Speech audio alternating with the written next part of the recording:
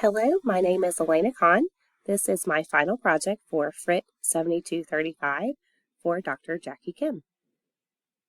I am a third grade teacher. I teach in Newton County. I teach at Rocky Plains Elementary School. We use the learning platform of Canvas. This is what my students see when they log in. This is an example of an infographic that I made just to give my students some more information about myself, to introduce myself to them. And I also have a Canva template that they can use to create some information they can share about themselves to each other and to me. My course focuses on math and cyber citizenship, digital citizenship, and it is divided into 4 lessons. So in lesson 1, students will learn how to protect themselves from cyberbullying and stay safe online. That uses Mayer's 12 principles. In lesson 2, students will learn how to represent multiplication in a variety of ways. That's my first TPAC lesson. In lesson 3, students will create authentic word problems to match multiplication expressions. That's my second TPAC lesson. And in lesson 4, students will explain what multiplication is, use multiplication vocabulary, and teach others how to multiply. Here is my Canvas page with an introduction of myself. And then all they have to do to get to the modules is click the anchor chart on multiplication, since it's a multiplication unit. Here are all the modules. The first module is cyberbullying and online safety.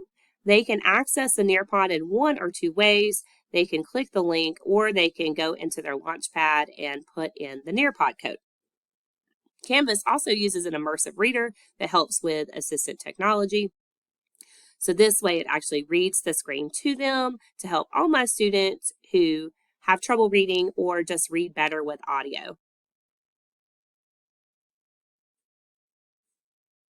The first of Mayer's principles I have incorporated is the signaling principle. There are several places in the Nearpod where words like cyberbullying and avoid are either turned a different color or highlighted so that students will see that it pops out to them. They also have the segmenting principle because they have control over the Nearpod. I begin with a song and a discussion board to access prior knowledge. I have the modality principle here incorporated because I want the students to not have so much text on the screen. That way they have a lot of visuals. And the students will continue this Nearpod. Here is a video that I made out of Adobe Spark. And this is actually my voice giving an example of cyberbullying. So there's lots of examples of how to learn what cyberbullying is, lots of graphics, lots of videos. There's a drag and drop activity. And then the online target of being safe online. We have a discussion board. And we have a video that actually tells you step by step with questions embedded. And at the end, I want them to watch this video of 5 internet safety for kids, and then they'll go in and do a Flipgrid. So they will post at least 2 safety tips that they've learned, and then they will incorporate 2 responses to 2 peers of what they've learned on how to stay safe on the internet and whether they agree with them or not. And then we end with a quiz just for check for understanding. Module 2 is our introduction to multiplication, and it is directly following the cyberbullying and digital citizenship module.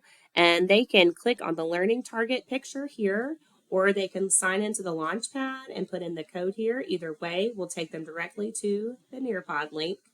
In our Nearpod, we have our standards. And what we do is we start introducing students with what multiplication is. So we explore, we engage them with visuals. There's an exploration website where they can type in number sentences and see multiplication and what it looks like, either with equal groups or number lining or skip counting. They will work with a partner throughout most of this Nearpod. They will take notes to explore all the different ways that you can use multiplication, all the different strategies of how they want to see multiplication. So they will do this part with a partner, and then they will apply what they have learned through solving a word problem, and then they will post their answer on a discussion board, and then they can comment to others whether they agree with their solution and why, and what was their favorite strategy of how to solve the problem. and maybe what was the most efficient strategy. We use that word a lot, efficient. Then they're going to do part by themselves. I think it's important to have partner work and then have independent practice too. So there's a Desmos activity where they go in and match multiplication in a variety of ways. And then they have a multiplication expression here they can put in and a draw it activity and then show the different ways. So they're practicing over and over again with a partner and independently with understanding how to represent multiplication in different ways. And then at the end, they will get to share their story problem or their multiplication problem with a partner and compare how it looks alike and different. And then by themselves, we end with a Google quiz so that I can understand, do the students understand this target? Do we need to go deeper? Do we need to do some remediation or some acceleration? How does this lesson meet TPAC? For this lesson, students will work in partners to observe and discuss models of multiplication using Nearpod. They will work together to take notes and apply what they have learned as they solve the word problem.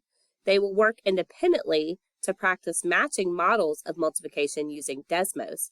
By the end of the lesson, they will show what they learned by using Nearpod to draw a multiplication expression of their own choosing in 4 different ways. Then they will compare and contrast their work with the partners and provide feedback to their partner. Then complete a formative assessment using Google Forms. For Module 3, we are going to focus on making equal groups and how equal groups are related to multiplication. So I created a Nearpod for them. They can either sign in and use this code, or they can click on the learning targets and it will take them directly to the Nearpod. They will begin by focusing what does grouping mean, what is the difference between an odd and even number, and just really engaging their brains. They will work with a partner throughout this Nearpod, just to help collaborative thinking. So what they will begin to do is they will listen to this read aloud, The Grapes of Math, and then they will work with a partner on this website to group, to figure out how these different visuals are grouped. And this website is directly related to the read aloud, so it correlates, just exploring the ideas of grouping and multiplication. Then I will begin with giving them some visuals of what comes in groups of 2, what comes in groups of 6. Students will have an example word problem that they can solve together with their partner. Then they will take a moment, take the next step, and solve a little bit difficult of a problem that they have to create on their own. Then another word problem without the graphic organizer, but I did provide a link to Grading Camp, and this has lots of virtual manipulatives here so that they can have access to all of these things. And then they will post the answer here on the open-ended question. So they have step-by-step with the partner and virtual manipulatives to help them. And then this is a little bit more of a challenging problem. So it just gets more challenging throughout the module to get them thinking deeper. And what they will do is solve this word problem. Again, have access to Grading Camp, but they will post their solutions on Flipgrid. And then they can respond to 2 others, comparing and contrasting how they solved it differently, or did they solve it the same? Did they get the same answer? Do they agree with their partners, or do they disagree with their partner? And then we'll end with some final reflection time of a little writing in their math journal. How does grouping objects and using multiplication make things easier to count? How does this lesson meet TPAC? Well, for this lesson, students will work in partners to discuss how multiplication is related to grouping using Nearpod. They will work together to make observations on how grouping is related to multiplication. They will solve an example word problem and create their own using the Nearpod. They will work together to solve a problem that actually has more than one solution, and they must justify their answer. They will present their solution using Flipgrid. They will be able to learn different ways to solve this problem by listening to how their peers solved it. They will be able to construct viable arguments, providing feedback on 2 other posts, and compare those solutions to their own solutions. For the final module, Module 4 is our culminating activity. So this module is actually not embedded in Nearpod. This is my UDL lesson. So what I did is the first part, they will have access to some different resources about multiplication just to get them some little research. They'll have a Frayer model, an infographic.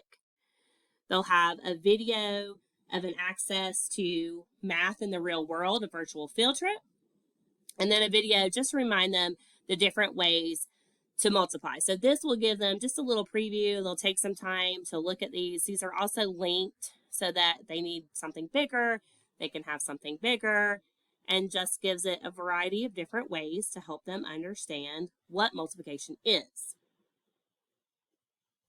Then what they will do is they will review a choice board. So this choice board has lots of different options for them, and they can work with a partner. They have to pick at least 4 different multiplication strategies and include some mathematical vocabulary like product, factor, and multiply. Then when they're finished, what they will do is put their project on Canvas so that we can share their success and so that they can respond to other people. So they will have a choice of whether they want to type an essay on a Google Doc, create a digital presentation. They can choose Canva or Google Slides. They can create a comic book. There's a comic book template and book creator that my students love to do to teach people how to multiply. They can create a song or a poem using Flipgrid. They could design their own projects. Some kids have their own ideas of what they want to do, and sometimes it's better than what I think that they should do. So I love to give them the creativity to do that. Or they can just make a video on Flipgrid, kind of like a YouTube video. So all of this would incorporate some kind of writing, so incorporate multiple different types of content across the curriculum. I've incorporated the rubric here so they can see how many points that they need to have to be successful and what they need to do. When they finish this part of the module, they'll work with a partner, and this will take some time for them to do. It will take a few days at least. I gave them a Padlet. So this is a way that everyone can post their link. It'll be an easier way for me to grade it. Then they can use their mathematical vocabulary to respond to other people. So I want them to use the rubric to give feedback to 2 other students, tell them what a glows, a grows, analyze what they thought, and how the students did. And then the last activity would just be a little culminating assessment on quizzes, just another final check for understanding. The rubric is definitely a lot more challenging than this quiz is. But they love quizzes, and it's just a really good way to check for understanding. How does Lesson 4 meet UDL guidelines? Well, UDL guidelines can be implemented without technology. However, technology allows students to have more opportunities to show what they've learned in a multitude of ways. Technology also gives them the availability to research using more tools. Without technology, their research, videos, and tools would be limited. Technology also creates excitement in the classroom. My students love these digital tools, so it creates high engagement. The technology does improve students' comprehension and information processing because they must use technology to create a project to teach someone how to multiply, which demonstrates the highest level of mastery. They also must use these skills from other content to show mastery, including reading and writing skills. I feel that technology use creates excitement in the classroom. My students love Book Creator and Canva. They often use it in their free time, so I know they would love to use it during an instructional project. Students also love going into the Flipgrid tent to post a video. They may choose between Flipgrid, Canva, Google Slides, and Book Creator to complete the assignment. They also can present their own idea to the teacher if they have one. Students will need to know how to multiply the rest of their life. All of these activities will benefit them using math, writing, speaking, and reading. They also have access to how math is used at Mars in the real world making M&Ms. Students will be able to work with a partner and participate in Think, Pair, Share. They will display their project and provide feedback. And students will have the ability to mentor by teaching others how to multiply and role play in videos if that's the part they choose to do. Assistive technology will be provided for all lessons.